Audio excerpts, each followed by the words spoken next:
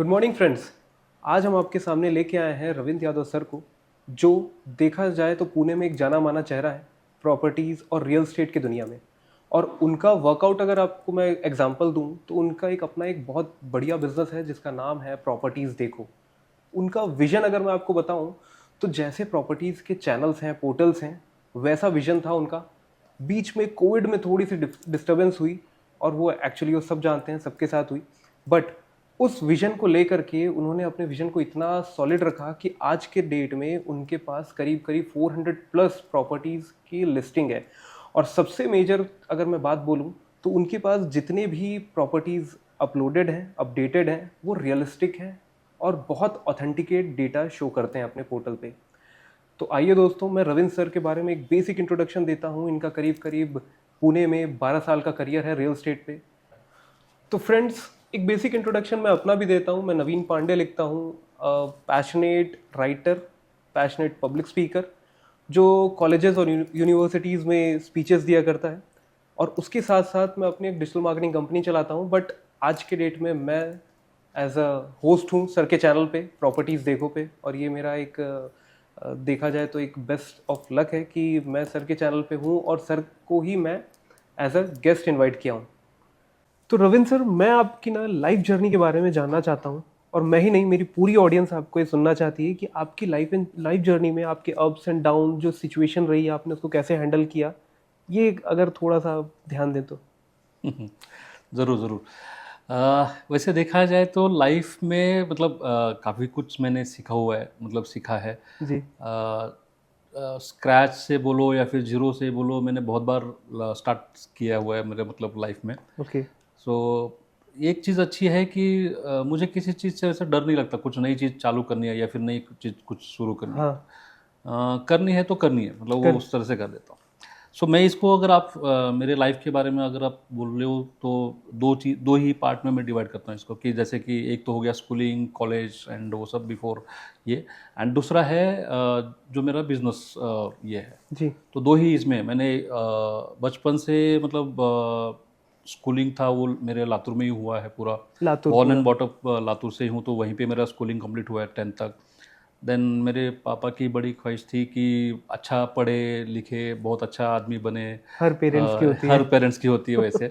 मेरे डैड तो बहुत उसमें ये थे, बट अनफॉर्चुनेटली मेरा उसमें ज़्यादा ये नहीं था, मतलब मैं ज़्यादा पढ़ाई नहीं करता था या फिर मेरा उसमें मन नहीं लगता था। जी। एंड वो कहीं ना कहीं मैं ज़्यादा कर नहीं पाया। हम्म। बट हाँ ये है कि मुझे बिजनेस में बहुत लगाव था, क्योंकि हम्म। मेरे फैमिली में मेरे घर में हम्म। खेती बहुत है। एक अच्छा। तो खेती बहुत है हमारे यहाँ पे, हम्म। एंड सेकेंडली मेरे डैड बिजनेस किया करते थे। ओके। उनका एक वहाँ पे लातूर में आड़त का शॉप हुआ करता था, जहाँ पे फार्मर्स ग्रेन्स लेके आते थे अच्छा, एंड वो मीडिएटर जो मेडिएटर रहते हैं काइंड, वो हाँ था। तो उस तरह से था, एंड वहाँ ग्रेन से फिर वो सप्लाई करते हैं, हाँ। उधर जाता था। तो ओके। वो शॉप था वहाँ पे, जी। जो मार्केट ऐड करके है वहाँ पे, हाँ हाँ उसमें था। हाँ। सो मैं उनको देखते जाता था, देखता था। देन मेरे मम्मी के फैमिली में भी सब लोग बिजनेस में ही थे। ओके। तो सब लोगों को देख के ऐसा लगता था कि बिजनेस ही अच्छा है, बिजनेस अच्छा है, तो बिजनेस के हिसाब से ही मैं थोड़ा ये जाता था। जी। एंड उस टाइम पे 90s के टाइम का मैं हूँ, मतलब हम्म। स्कूलिंग कॉलेज वो जो था वो हम्म। 90s के लोग बोलते हैं उस तरह से, उस हम्म। टाइम का था। तो मुझे वहाँ पे जो ये था, मतलब शौक बड़ा था कि मतलब नई नई चीज़ें पहननी, कपड़े अच्छा। पहनने, ये पहनने। उस टाइम पे नए कपड़े उस तरह से आते, तो कोई नहीं पहनता था लातूर में उस टाइम पे। ओके। तो मैं कॉलेज में जाके पहन के जाता था, सारे स्टूडेंट्स एक जगह पे और मेरे मैं अलग ड्रेसिंग दिख रहा स्टाइल अलग से हूँ। कुछ तो दिखता था, मतलब वो एक अलग था, लेकिन मेरे को अच्छा लगता था।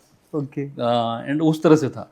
सो स्कूलिंग जैसे लातूर से हो गया। देन कॉलेज के लिए मुझे डैड ने मुंबई भेजा था, बट मैं वहाँ पे अच्छा। कंप्लीट नहीं कर पाया। एंड देन फिर वापस लातूर आया, लातूर में वापस कॉलेज करना स्टार्ट ओके, कर दिया। मुंबई से रिटर्न हुए आप? मुंबई में 3 साल रहा मैं।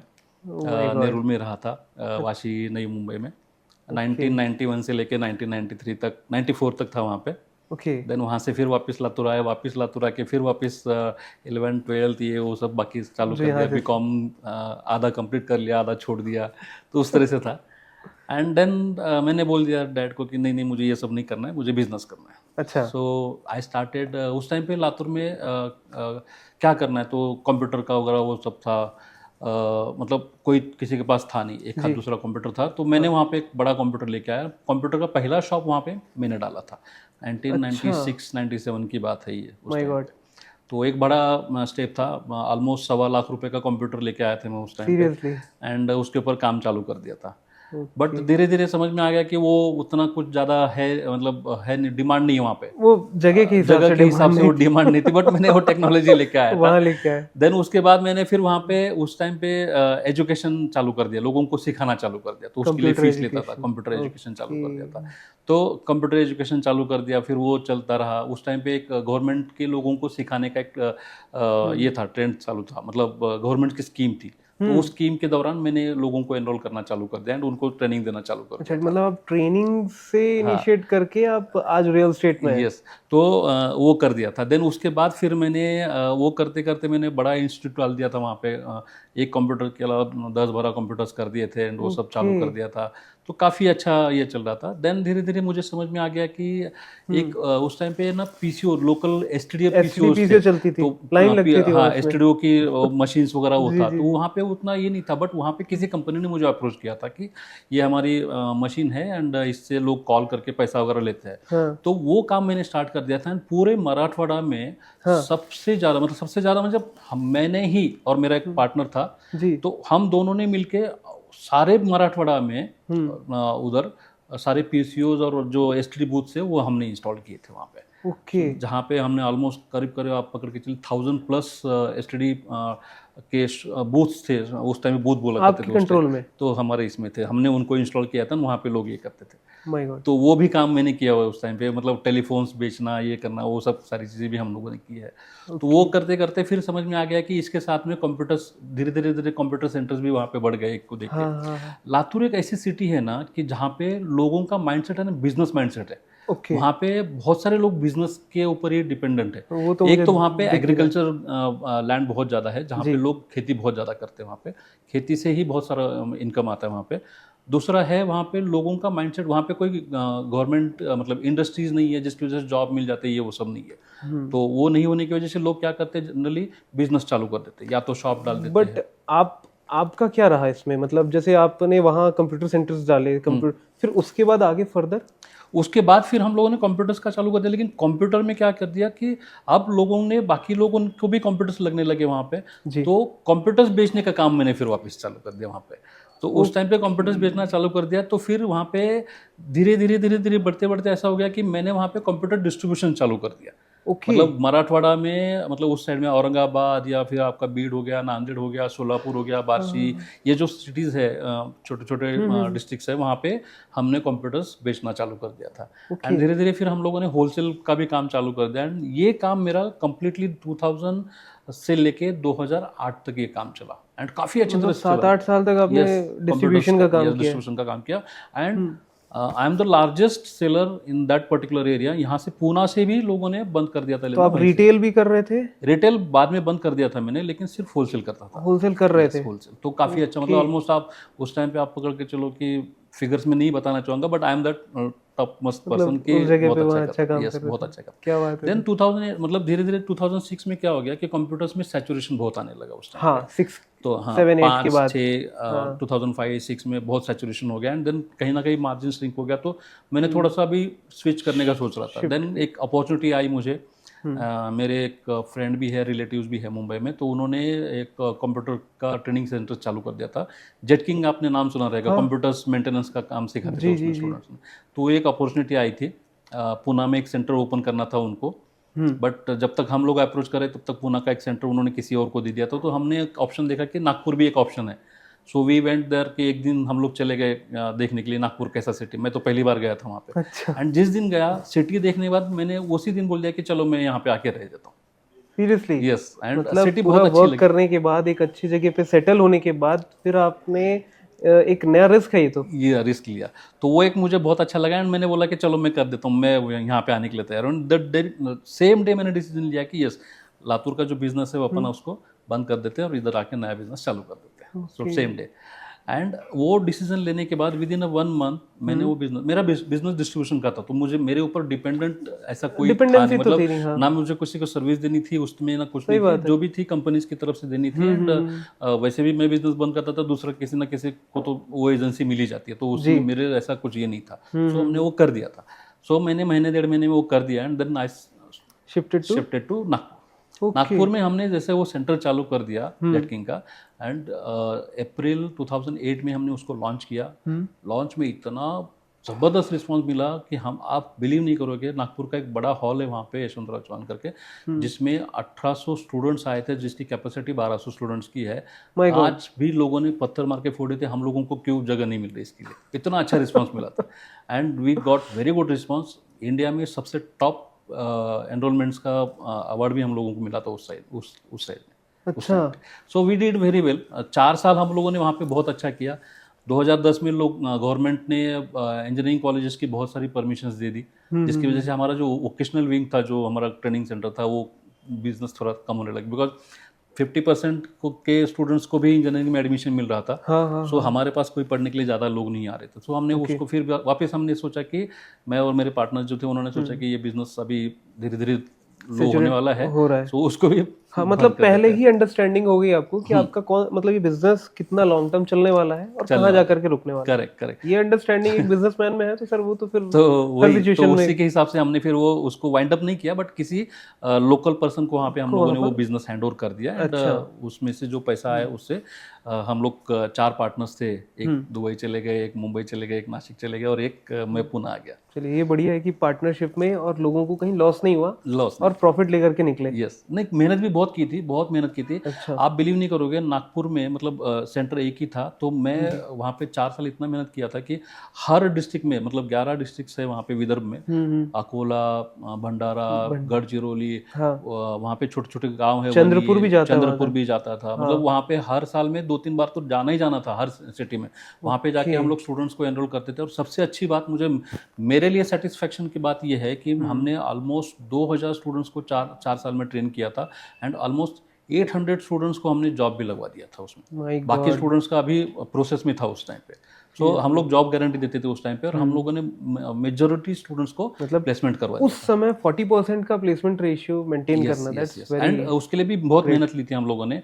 हमने स्टूडेंट्स को प्लेस करने के लिए मुंबई में 2 फ्लैट लिए थे, हैदराबाद में 2 फ्लैट लिए थे, बेंगलोर में 1 फ्लैट लिया था। वहाँ पे हमने हमारे प्लेसमेंट्स ऑफिसर को अपॉइंट किया था।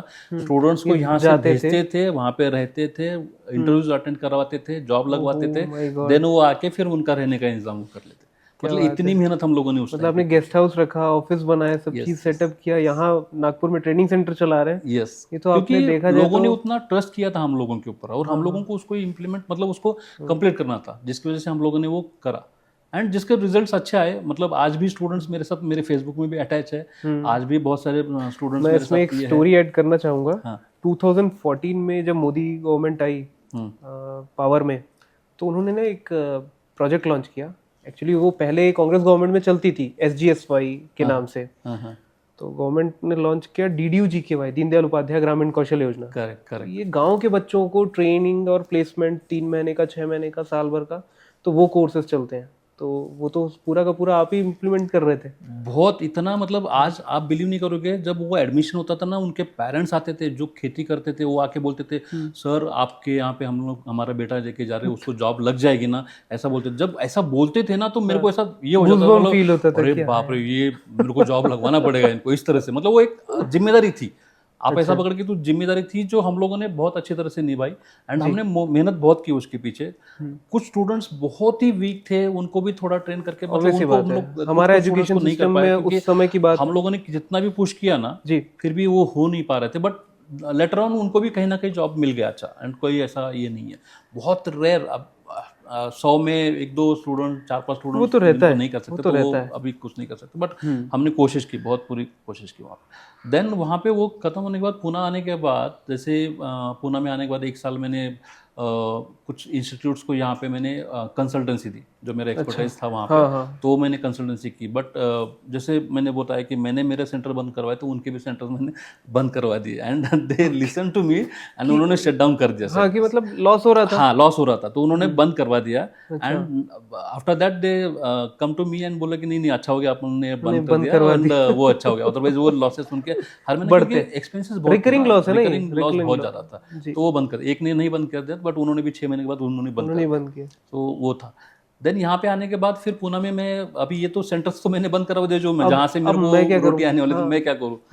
6-8 महीना हमने कुछ भी नहीं किया, बट मार्केट रिसर्च करते रहे and then come to know कि वेबसाइट, ट्रैवलिंग का बिजनेस बहुत अच्छा है। अभी मैंने बोला मेरे इंटरेस्ट की चीज़ें करते कुछ हाँ कुछ ट्रैवलिंग में मेरे को इंटरेस्ट था, रियल एस्टेट में मुझे इंटरेस्ट था, क्योंकि लातूर में एक अच्छी चीज़ क्या है कि लातूर में प्लॉटिंग का मार्केट बहुत ज़्यादा है। मतलब वहाँ पे प्लॉट्स में बहुत ज़्यादा लोग कमाते हैं ओके एंड लोग बाय भी करते हैं, पैसा इन्वेस्ट भी करते हैं, पैसा बनता भी है उसके अंदर से। तो सेम चीज़ मुझे पता थी, तो मेरे को पहले से भी इंटरेस्ट था। हम लोगों ने भी कुछ कुछ छोटी छोटी इन्वेस्टमेंट्स करी थी वहाँ पे, जी सो उस तरह से थी। तो यहाँ पे आने के बाद वो एक मैंने डोमेन पकड़ा कि real estate, travelling and education का कंसल्टेंसी, वो भी था मेरे पास, जहाँ पे वो कर सकते थे। ऐसे 3 डोमेन करके मैंने एक वेबसाइट, अलग अलग 3 वेबसाइट्स मैंने चालू कर दी, ओके जिसके थ्रू फिर हम लोगों ने थोड़ा मार्केटिंग करना चालू कर दिया। बाय द टाइम साल भर में हम लोगों को समझ में आ गया मुझे समझ में आ गया कि रियल एस्टेट में थोड़ा सा पैसा भी है एंड थोड़ा सा ऑप्शन अच्छा भी है। हाँ। तो मैंने फिर ट्रैवलिंग, क्योंकि वो जब तक आप कुछ करते नहीं हो ना तो उसके आपको अंदर, आपकी कॉलिंग पता नहीं चलती नहीं है। पता चलता है कि भाई इसमें है क्या। बाहर से सारी दुनिया सब अच्छी अच्छा लगती है, लेकिन जब आप कूदते हो ना उसके अंदर, तब पता तब चलता समझ है में कि आता है भाई कि सिचुएशन ये क्या है। क्या है उसके अंदर, पानी कितना गहरा है। जी तो देन हमने वो एजुकेशन का भी और ट्रैवलिंग का जो बिजनेस था उसको साइडलाइन कर दिया, रियल एस्टेट में चालू किया। सो ओके मुझे आज भी रिमेम्बर, मुझे पता है 2012-13 में मैंने एक प्रॉपर्टी, मैं और मेरे पास एक महेश करके बंदा था, सो उसने, हम लोगों ने पहली प्रॉपर्टी बेची थी वाकड़ की,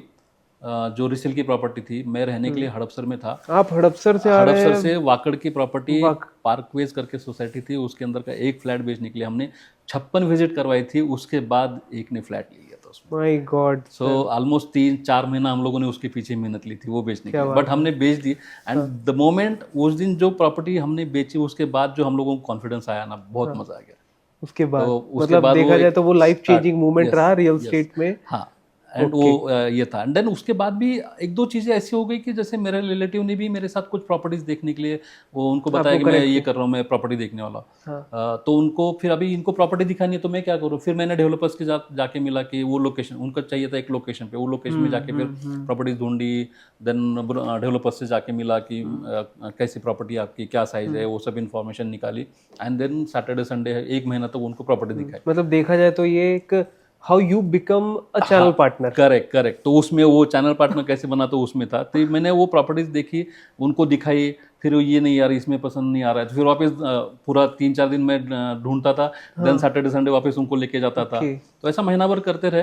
तो पहले फील्ड विजिट करते होंगे, हाँ, बिल्डर्स से कनेक्ट करते होंगे, बिल्डर फिर से उनकी कनेक्ट करने का, प्रॉपर्टी को अंडरस्टैंड करेक्ट करते होंगे, करेक्ट फिर उसका डेटा एक सेग्रीगेट करके फिर ऐसे और भी देख करके फिर आप जाते थे उनके करेक्ट पास। करेक्ट। तो वो पहला ये था।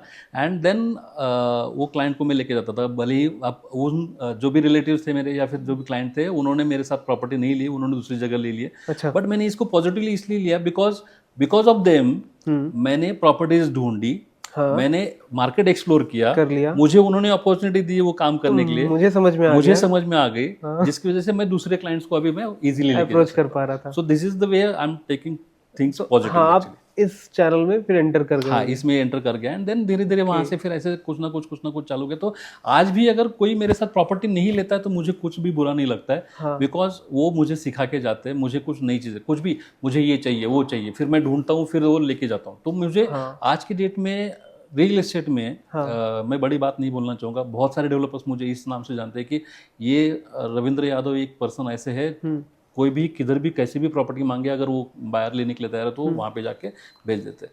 सो ऐसा कोई पुणे का कोई ऐसा लोकेशन नहीं है, कोई ऐसा डेवलपर नहीं है जहाँ पे मैं रीच नहीं कर पाया। मतलब मामोडी लोकेशन हो आज की डेट में उधर का, या फिर इधर भुगाव हो, या फिर पिरंगुट हो, या फिर उस साइड में मांजरी हो, पूरा या फिर उस साइड में मोशी हो, हाँ। कहीं पे भी कुछ भी लगे, अगर बायर मेरे साथ आना चाहता है तो मैं उनके साथ जाता हूँ। मोस्टली मैं डेवलपर सेंट्रिक काम नहीं करता, कस्टमर सेंट्रिक काम करता हूँ। अच्छा मतलब प्रॉब्लम सॉल्विंग सिचुएशन ज्यादा है। तो अकॉर्डिंगली कस्टमर को जो चाहिए उसके हिसाब से उनको मैं दे देता हूँ, जिसकी वजह से ये होता है। So this is the way, मतलब ये था। देन पुणे में रहने के लिए मैंने हड़पसर में ही उसी टाइम पे मैंने लाइफ जर्नी में आपने लंच के टाइम पे एक चीज डिस्कस की थी जो मैं अभी आपसे पूछना चाहूँगा। आपने बताया था कि 2015-16 में you are the biggest buyer of a channel Magic Bricks. Yes yes. तो वो सिचुएशन अगर आप बताना चाहें तो सर वो स्टोरी। सर उस टाइम पे ऐसा था कि कुछ तो भी बड़ा करने का था, वो तो चल ही रहा था, बट क्या अभी छोटा करते तो फिर ये नहीं हो रहा था। तो मैंने कुछ टीम हायर कर ली, कुछ अच्छा। लोगों को हायर कर लिया एंड अब मतलब बिजनेस मॉडल तो मुझे समझ में आ समझ गया में था, आ गया पहले था। से मैं बिजनेस करते आ रहा था तो मुझे पता है कि कैसे करना है। सो जी। मैंने उसको ये कर लिया एंड मैंने एक मैजिमिक्स का सबसे बड़ा पैक लिया था उस टाइम पे 2016 में पुणे के अंदर का, जो पुणे सब का। हाँ ऑलमोस्ट उसको नाम दिया, कुछ प्रोजेक्ट्स का था, 200 प्रोजेक्ट्स मैंने एक पैक लिया था उनका, अच्छा। जिसके थ्रू वहाँ पे लोग विजिट करते थे, उनसे मुझे बायर्स का डेटा मिलता था एंड देन बायर्स को हम लोग फ्लैट देता था। अच्छा। But because of some incidences या बोलो या फिर मैन पावर प्रॉपरली मैं उस ये नहीं हो समय पाई, की वो प्राइसिंग, उनकी कोटेड प्राइसिंग अगर पूछना चाहूँ, if you can disclose.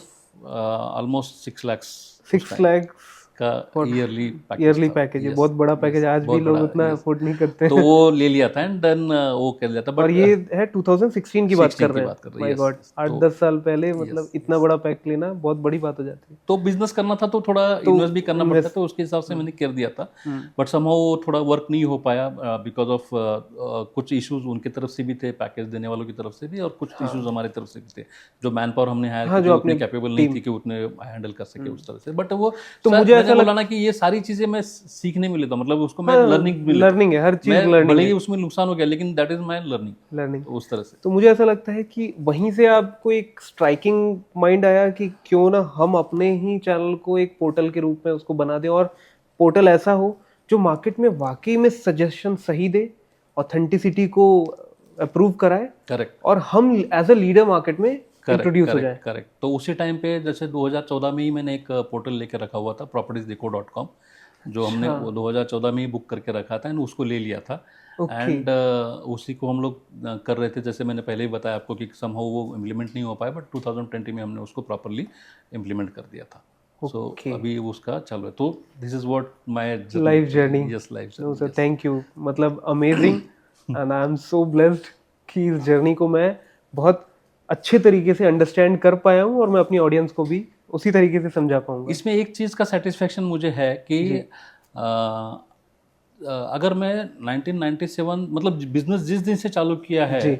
Till date तक, मैं टचवुड वो अच्छी चीज़ बोलूँगा या फिर ये बोलूँगा कि ना मैंने किसी को चीट किया है, हाँ, ना ये मुझे किसी ने चीट किया है। चीट किया है। मतलब बहुत, मतलब आप उंगलियों में जैसे गिनने, गिन जैसे पाँच सकते छह हैं। लोगों को हाँ, छोड़ दिया जिससे, जाए तो दैट इज हाँ, ये, वो तो तो हाँ नेग्लिजिबल है। निग्लिजिबल है। तो मतलब ना मैंने किसी को चीट किया ना मुझे किसी ने चीट किया, मैं सबके साथ अच्छा रहता हूँ तो और लोग भी सब मेरे मेरे साथ साथ ही अच्छे बेस्ट रहते हैं, है। ये मुझे है। ये बेस्ट है एंड फिर। लोग आज जिन्होंने फ्लैट्स लिए हैं या फिर हाँ। कमर्शियल प्रॉपर्टीज ली है, हाँ। या फिर किसी ने प्रॉपर्टीज दूसरी कुछ किस टाइप की प्रॉपर्टीज ली है, ऑल आर मोस्टली 99% लोग सेटिस्फाइड है, हैप्पी है। जो एक मुझे खुद के लिए एक सेटिस्फेक्शन होता है कि चलो यार अच्छा है, मतलब मैं रात में बहुत अच्छी तरह से सो सकता हूँ। और मैं एक, जैसा आप रिस्क लेते हैं, रिस्क टेकिंग है, तो इसमें मैं अपने साइड से एक ऐड करता हूँ, क्योंकि नए ट्रेंड को फॉलो करना, नए ट्रेंड को लेके चलना, क्योंकि आपका यूट्यूब चैनल है, इस पे हम एक वीडियो शूट कर रहे हैं, एक्चुअली देखा जाए तो ये भी एक नई चीज़ है। ये भी नई चीज़ है। आज मैं तो फर्स्ट टाइम ये कुछ ये कर रहा हूँ, तो दैट इज अगेन नई चीज़ तो है। मे बी आगे नया चल के ये चैलेंज भी है। एक बड़ी चीज़ हो सकती है। जी जी सो जी, नई तो नई सब में चीज़ें पोटेंशियल है। यस और क्योंकि क्या है कि मार्केट में आपका फेस वैल्यू मैटर करता है, और आप इस चीज़ को बहुत अच्छे से जानते हैं कि अगर मैं इसको और अच्छे से प्रेजेंट करूं और थ्रू चैनल जाऊं, तो मैं लोगों तक अपनी बात जो मैं पहुंचाना चाहता हूं वो किसी दूसरे चैनल के थ्रू भी पहुंचा सकता हूं, और मल्टीप्लिकेशन में टाइम के साथ मैं लोगों तक सही रीच कर पाऊंगा। Correct correct. इसमें और एक चीज़ मैं बताना चाहूँगा कि जैसे रियल एस्टेट का जब से मैंने स्टार्ट किया है जैसे पुणे के अंदर का, जी। सो मैं एक चीज़ ऐड करना चाहूँगा इसमें कि मेरे since I am from Latur, Latur के लोगों ने मुझे बहुत सपोर्ट किया है। जबकि मैं मतलब मेरा born and bought up Latur से हूँ हाँ एंड हाँ लातूर हाँ के हाँ। लोगों को बहुत अच्छी तरह से जानता हूँ वहाँ पे, क्योंकि बचपन से वहाँ पे रहा हूँ, लोगों के साथ मिला हूँ, बिजनेसेस में बोलो या फिर किसी भी और भी इसकी वजह से। जी जी जी। सो वहाँ पे लातूर एक छोटी सिटी हुआ करती थी हाँ पहले, हाँ अभी हाँ। काफ़ी बड़ी बन गई है। अच्छा। तो उस टाइम पे एक ऐसे लोग ऐसे आमने सामने जानते थे सब लोगों को। Okay. So face to face बहुत सारे लोग एक बहुत दूसरे को जानते। पहचानते हैं। बहुत बड़ी सिटी नहीं थी तो वो क्या इमीडिएट ये हो जाता है, छोटे गांव में वही होता है, तो उस तरह जी। से था।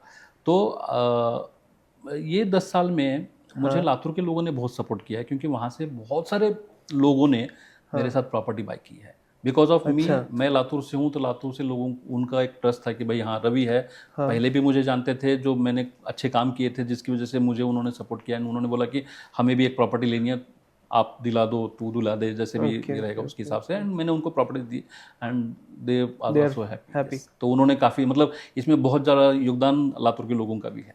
क्या बात है सर, यस, अपनी मिट्टी से यस, कनेक्ट रहना ये बहुत बड़ी बात है और बहुत अच्छी बात भी है। यस, यही एक्चुअली एक भारतीय इंसान की ना वाकई में क्वालिटी है।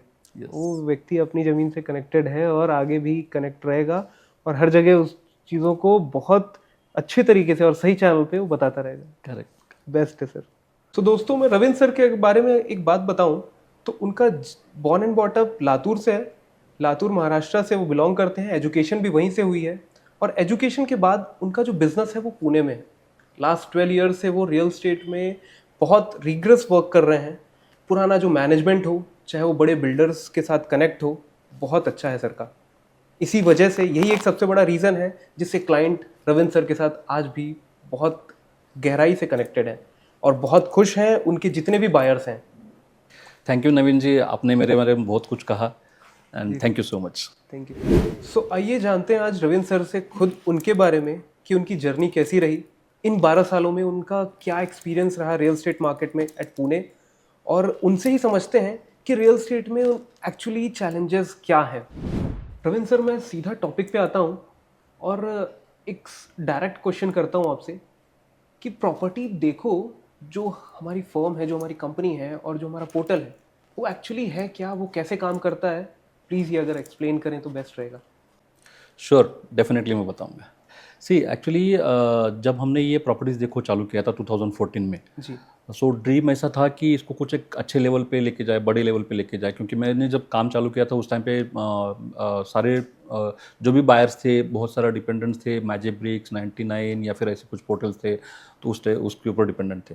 सो मैं जब बिजनेस करने की बात आती है तो मैं पहला विजन लेके चल रहा था कि कुछ उस तरह से बने कि अपन भी कुछ बड़ा काम करे, भले ही छोटे से आज चालू करना चाहते लेकिन बड़े से कुछ करे।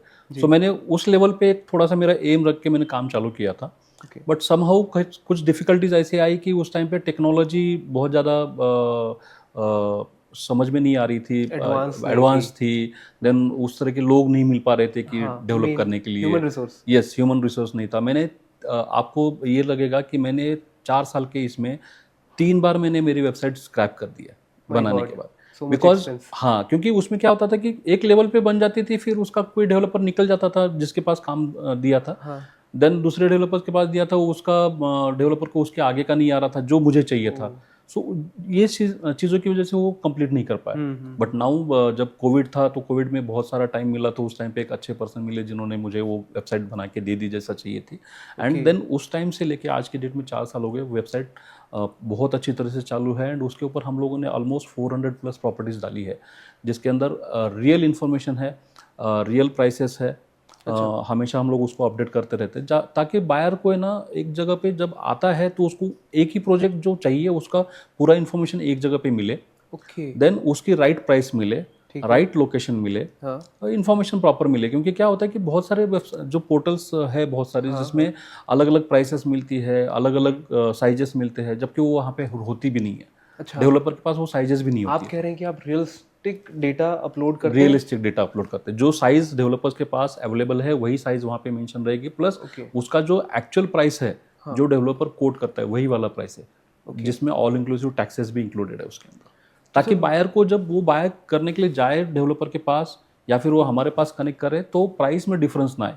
ताकि होता क्या कि बहुत बार की जैसे बायर निकलता है प्रॉपर्टी लेने के लिए, एडवर्टाइजमेंट दिखता है कि 59 लाख में प्रॉपर्टी है, लेकिन जब वो एक्चुअल साइट पे जाता है एंड उसको पता चलता है कि यार तो 74 लाख में जा रहा है। तो वहाँ पे जाने के बाद पता चलता है कि उसके अंदर टैक्सेस ऐड कर दिए, उसके अंदर इंफ्रास्ट्रक्चर ऐड कर दिया, उसके अंदर बहुत सारी चीज़ें ऐड कर दी, एंड देन वो 14 लाख रुपए। हाँ, जो प्रॉब्लम्स है मार्केट में। सो फिर वो क्या होता है कि जब बायर उसका एक माइंडसेट होता है कि मुझे इतने प्राइस तक लेने का है, जब वहाँ पे पहुँचता है तो उसका एक तो टाइम भी वेस्ट हो जाता है कि क्योंकि एक साइड पे जाने के बाद वहाँ पे जब प्रॉपर्टी एक्सप्लेन होती है, प्राइसेस एक्सप्लेन होते हैं, सब कुछ एक्सप्लेन होता है, तो ऑलमोस्ट 1.5 से 2 घंटा जाता ही है किसी बायर का। एक तो टाइम उसका चला जाता है वहाँ पे, एंड देन एंड में पता चलता है, क्योंकि प्राइस जो फैक्टर है, डेवलपर के पास जाने के बाद पहले प्रॉपर्टी एक्सप्लेन करता है, लोकेशन एक्सप्लेन करता है, बहुत सारी एक्सप्लेन होने के बाद लास्ट में आता है प्राइस के ऊपर। मैं एक बेसिक सवाल करूं, यस। पुणे मार्केट में एक्चुअली प्रॉब्लम क्या है रियल एस्टेट को लेकर के? क्योंकि बहुत मिथ है, बहुत डेटा है और बहुत कम्युनिकेशन है और बहुत से डेवलपर अलग अलग तरीके से अपने अपने बिजनेस को कर रहे हैं, channel partners are also they are doing the business, but actually अगर आपने एक प्रॉब्लम फाइंड की होगी तो मैं वो प्रॉब्लम जानना चाहता हूँ। प्रॉब्लम ये है कि लोगों को बहुत सारी जगह से बहुत सारी इन्फॉर्मेशन मिल जाती है जी। और कुछ इन्फॉर्मेशन सही रहती है, कुछ इन्फॉर्मेशन गलत रहती है।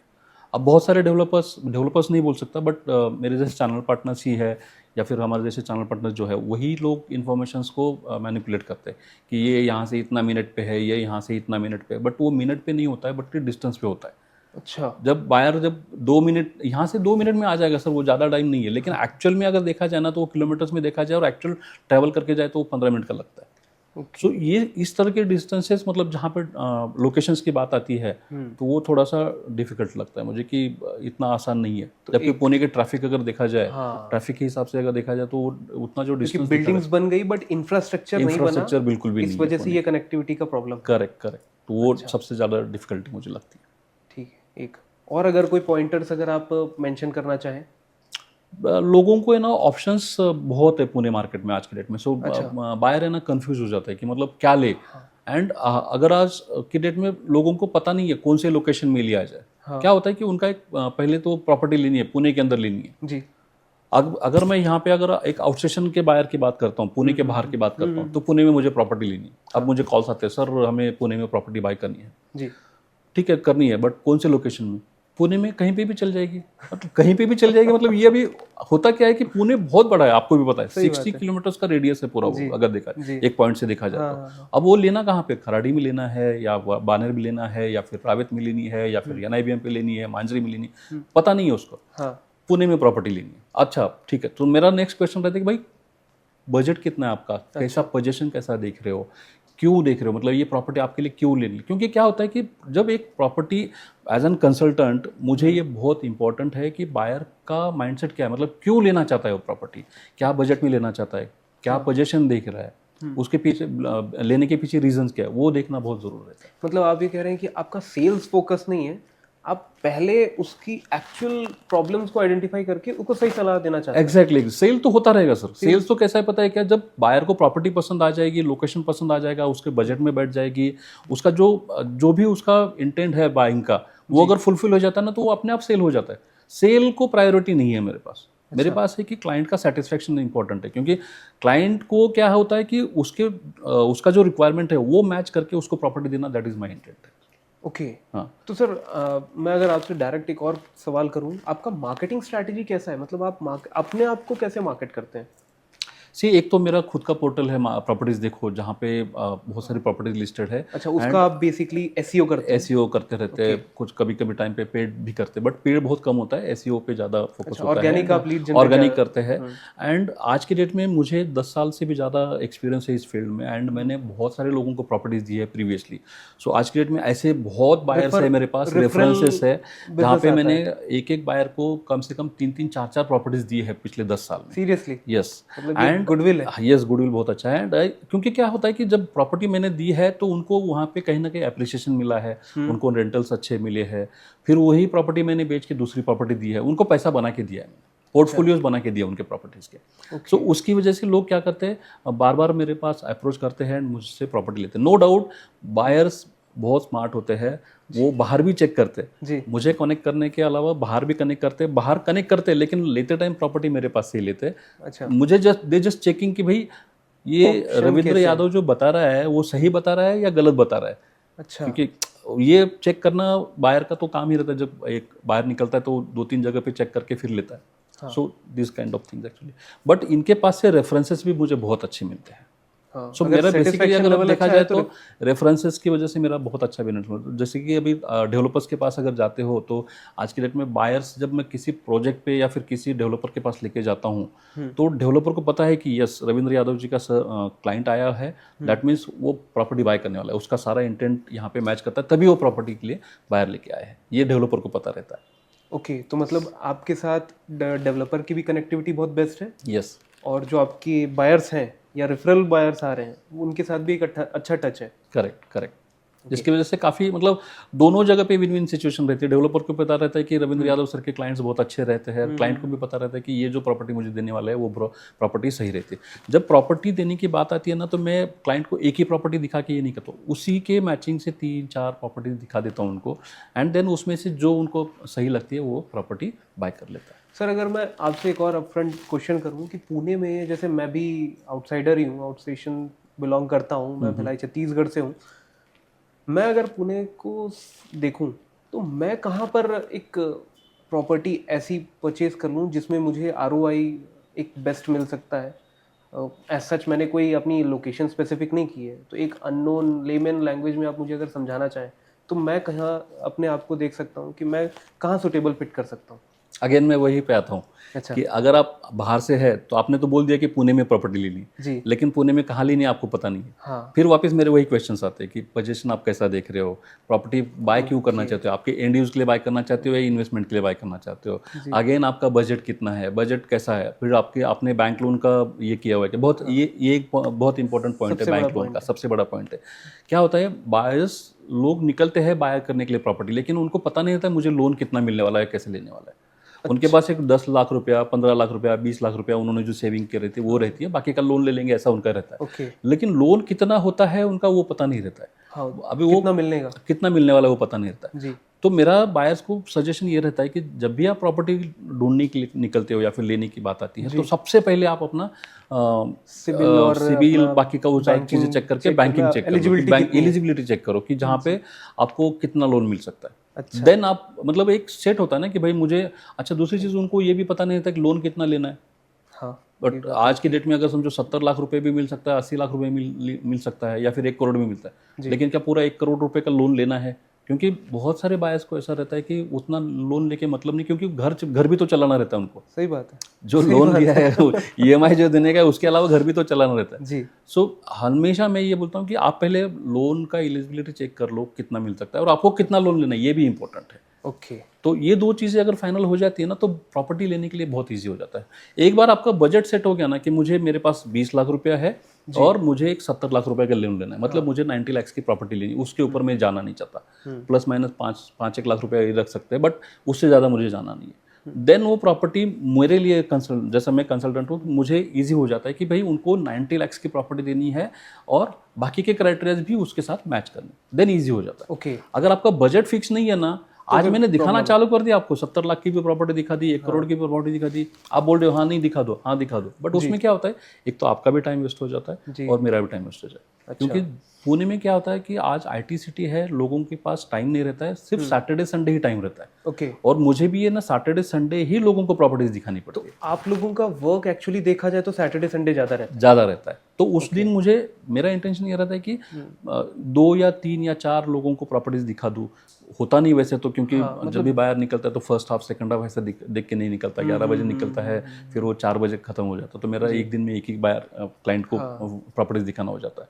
ओके। तो उसकी वजह से क्या होता है कि, और सेकेंडली क्या होता है कि बायर का भी टाइम वेस्ट हो जाता है उसके अंदर, जबकि उसका अगर कुछ फिक्स नहीं है तो।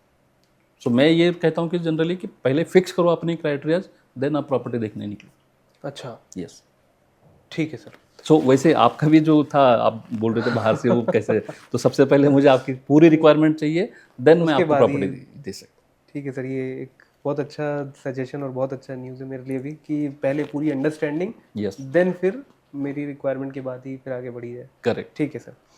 अगर मैं एक सवाल आपसे और करूं कि सर, जो हम प्रॉपर्टीज़ परचेज कर रहे हैं, जैसा आप रियल, तो इसमें आपका जो पोर्टल है वो कैसे कनेक्ट करता है? वो सिर्फ डेटा कलेक्शन के लिए ही पोर्टल आपने बनाया है, या इसका फ्यूचर में आगे रियलिस्टिक कोई रिजल्ट रहेगा?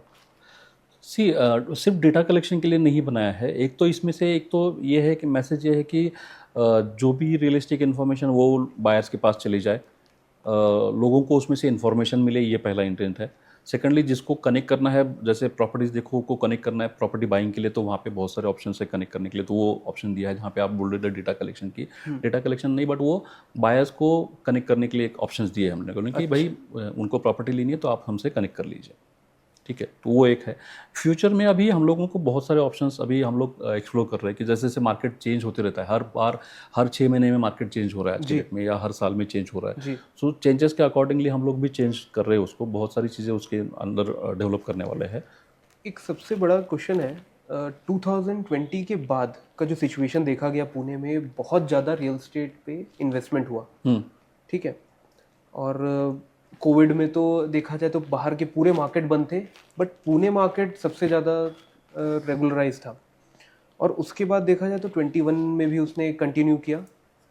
आज की स्थिति कैसी है सर 2020 और 2024 में, अगर मैं डिफरेंसेस पूछूं तो वो आप उसको कैसे कनेक्ट करते हैं? सर मैं थोड़ा सा आपको बैक में लेके जाता हूँ। अगर समझो पुणे में अगर देखा जाए, महाराष्ट्र के अंदर ही 2 सिटीज़ को अपन कंपेयर करते हैं, ठीक है मुंबई एंड पुणे। जी। मुंबई में सबसे पहले क्या हुआ करता था, मुंबई में प्राइसेस बहुत अप होते जा रहे थे। जी। मतलब अगर 2015-16 या फिर उसके 2010-2008 में भी देखा जाए तो प्राइसेस ऊपर जा रहे थे। बट एक टाइम ऐसा आया था कि 2008 में भी थोड़ा सा डाउनफॉल आया था, 2014-15 में भी डाउनफॉल था, मार्केट इतना बहुत अच्छा नहीं था रियल एस्टेट का उस टाइम पे। पुणे में खास बात यह है कि पुणे में ना प्राइसेस डाउन नहीं हुए थे, जबकि मुंबई में प्राइसेस नीचे आ रहे थे प्रॉपर्टीज़ के। डेवलपर्स ने वहाँ पे प्रॉपर्टीज़ के प्राइसेस डाउन करके बेचना चालू कर दिया था, लेकिन पुणे के अंदर ऐसा था कि प्राइसेस कम नहीं हुए थे। ओके। भले ही 2012 में जो प्राइस था वही प्राइस 2016, 17, 18 तक चल रहा था, मतलब बहुत ज़्यादा स्लाइटली एप्रिसिएशन हो रहा था, बहुत ज़्यादा एप्रिसिएशन नहीं हो रहा था। बट जैसे ही कोविड आ गया, कोविड के बाद लोगों को समझ में आ गया कि पैसा रख के कुछ करना नहीं है, छोटा फ्लैट लेके कुछ उसमें रहना। आज मेरे पास पैसा है लेकिन मैं छोटे इसमें रह रहा हूँ, नहीं मुझे नहीं, अभी पता नहीं मेरी लाइफ है या नहीं है, तो मुझे एक अच्छा घर, अच्छे स्पेसियस लाइफ जिंदगी जीनी है मुझे, तो उसके अकॉर्डिंगली लोगों ने सोचना चालू कर दिया। तो 2020 में और 2021 में पुणे के अंदर के सबसे पहले कौन से अपार्टमेंट बिके रहेंगे, आप भी शॉक रहेंगे। सबसे बड़े अपार्टमेंट जो लार्ज साइज अपार्टमेंट थे वो सबसे पहले बिक गए। मतलब जो डेवलपर्स पिछले 4 साल से वो अपार्टमेंट नहीं बेच पा रहे थे, वो सबसे पहले अपार्टमेंट माय गॉड। और रेडी पोजीशन वाले अपार्टमेंट बिक गए, जिसकी वजह से 2021 तक सारे रेडी पोजीशन अपार्टमेंट्स पुणे के अंदर के सेल आउट हो गए थे, इन्वेंट्रीज ही नहीं थी। जिसकी वजह से 2021-22 में जिन्होंने भी, जो भी डेवलपर्स ने पुणे के अंदर प्रॉपर्टीज लॉन्च की, सारी की सारी लॉन्च की टाइम में महीने 1.5 महीने में ही पूरी सोल्ड आउट हो गई। सीरियसली जैसे आपने देखा भी रहेगा पुणे के अंदर लोगों ने लाइन लगा के देखी है, लाइन लगा के प्रॉपर्टीज बाय की है, सवेरे 6 बजे जाके लाइन में लगते थे उस तरह के। तो ये सीन पुणे के अंदर था, एंड जिसकी वजह से लोगों ने बाय किया, बहुत ज़्यादा बाय किया, क्योंकि लोगों के पास एक तो 2 साल घर पे बैठ के काम कर रहे थे, पैसा भी बहुत सेव हो गया। जो होटलिंग में खर्चा होता था, जो बाहर घूमने में खर्चा था, वो नहीं रहा था, एंड सैलरी वैसे ही पड़ी थी। तो आज से मैं कनेक्ट करूँ, एंड सेकेंडली उस टाइम पे और एक चीज़ इंपॉर्टेंट थी कि गवर्नमेंट ने स्टैम्प ड्यूटी भी कम कर दी थी 3% की, सबसे इंपॉर्टेंट। तो वहाँ पे लोगों ने वो भी एक बेनिफिट ले लिया। सेकेंडली इंटरेस्ट रेट भी बहुत कम थे उस टाइम पे, जबकि वे ऑफ भी मिले थे। तो वो सारी चीज़ें, ये बहुत सारी चीज़ें फैक्टर्स थी जिसकी वजह से लोगों ने बाय कर ली। एंड जिन जिन लोगों ने 2020 में कोविड के टाइम पे जिन्होंने प्रॉपर्टीज बाय की 2020 और 21 में, उन्होंने काफ़ी अच्छा, मतलब 50-70% का एप्रिसिएशन लोगों ने देखा हुआ है आज की डेट में। सीरियसली? यस, बहुत अच्छा देखा हुआ। और आज से मैं कनेक्ट करूं, आज अगर बाय करता है प्रॉपर्टी, तो मैं बोलूंगा कि उस तरह से एप्रिसिएशन नहीं हो पाएगा। नाउ सिचुएशन ऐसी है कि थोड़ा सा स्टैग्नेंट आ गया है। हाँ, ये अभी अंदर की बात है कि उतना ज़्यादा एप्रिसिएशन नहीं हो पाएगा। होगा नहीं, ऐसा नहीं। अगर आपने स्ट्रेटेजिक लोकेशन ले लिया, अच्छे डेवलपर्स के पास प्रॉपर्टी ले ली, ठीक है, देन अच्छा साइज वाला अपार्टमेंट ले लिया, देन आपको वो प्राइस एप्रिसिएशन होगा। अगर आपने कहीं पे भी प्रॉपर्टी ले ली, मतलब दूर में ले ली या फिर कहीं लोकेशन, जैसे दिल्ली का कोई बायर है, हाँ, तो वो इन्वेस्ट करना चाह रहा है क्योंकि पुणे में उसने देख लिया, बहुत एप्रिसिएशन मिला। करेक्ट। तो वो आकर के तो कहीं भी खरीद लेगा, कहीं भी खरीद लेगा। यस, आज के डेट में क्या, जहाँ पे रोड्स नहीं है, इंफ्रा नहीं है, पानी नहीं है, मैं तो ये सजेस्ट करूंगा कि वो आपसे एक बार बैठे, कनेक्ट करे, पूरी चीजें ले, उसके बाद वो आगे फर्दर वर्क करे। डेफिनेटली मैं तो लोगों को बोलता हूँ कि पहले बात करते हैं, समझ लेते हैं। आप आइए पुणे में, 2 दिन का टाइम निकालिए, 2 दिन आप घूम के देखिए हमारे साथ। मैं आपको लोकेशंस दिखा देता हूँ, रोड्स दिखा देता हूँ, इंफ्रा दिखा देता हूँ, क्यों लेना चाहिए, उसके प्रोज एंड कॉन्स बता देता हूँ। देन आप उसके बाद प्रॉपर्टी ले लीजिए। सिंपल है, क्योंकि प्रॉपर्टी बाय करना, 1 करोड़ रुपए आप इन्वेस्ट कर रहे हो तो 1 करोड़ कोई छोटी बात नहीं होती है, बहुत बड़ी अमाउंट होती है। ये बार-बार इन्वेस्टमेंट नहीं होता है, ये 7-8 साल में एक बार इन्वेस्टमेंट होता है, 10 साल में इन्वेस्टमेंट एक बार होता है। सो मैं ये चाहता हूँ कि लोगों को पहले समझ ले properties, locations, and then buy कर ले। So this. तो सर बहुत बहुत शुक्रिया आपका हमारे इस चैनल पे आने के लिए। और मैं अगर बहुत बेसिकली एक सवाल करूं आपसे और अपनी इस ऑडियंस को एक आपसे एक एडवाइस लूं, तो मैं आपसे एक एडवाइस लेना चाहूँगा कि आप हमारी इस ऑडियंस को अपने शब्दों में क्या कहना चाहते हैं, जो आपका एक्सपीरियंस रहा है उसके बेसिस पे। ज़्यादा कुछ नहीं, बट मैं जस्ट एक कहना चाहूँगा कि मेरे लाइफ के ऊपर से मैंने जो एक्सपीरियंसेस लिए उसके हिसाब से कि इंसान को अगर सारा उसके पास का सारा ख़त्म भी हो जाता है तो भी डरना नहीं है। वापस जीरो से स्टार्ट करो। क्या बात है। वापस कोई प्रॉब्लम नहीं होता है, कुछ नहीं होता है, दुनिया ख़त्म नहीं हुई, जीरो से स्टार्ट करो, आप रीस्टार्ट। अपनी लगन से काम करो, रीस्टार्ट करो, अपने आप सब कुछ हो जाता है, डरना बहुत नहीं है बहुत लाइफ से। धन्यवाद सर, बहुत अच्छी एडवाइस है और सीरियसली मैं इसको खुद भी इम्प्लीमेंट करना चाहूँगा। जब भी अगर ऐसी सिचुएशन आई तो मैं आपको याद करूँगा। बहुत बहुत धन्यवाद सर आपका हमारे इस चैनल पे आने के लिए और अपना कीमती समय देने के लिए। और मैं विश करता हूँ कि प्रॉपर्टी देखो कि जो आपकी बिजनेस का विजन है और जो इस तरीके से आप चल रहे हैं, ऑथेंटिसिटी को लेकर के आप जो चल रहे हैं, वो आप अपनी लाइफ में आगे भी उसको बढ़ाएं। आपके साथ जो रेफरल क्लाइंट का जो एक्चुअली सीपी बिजनेस है, आपको चैनल पार्टनर से आते हैं, मतलब जो आपके क्लाइंट्स आते हैं, वो बढ़ता रहे सर। धन्यवाद सर, धन्यवाद, thank you thank you sir. So much.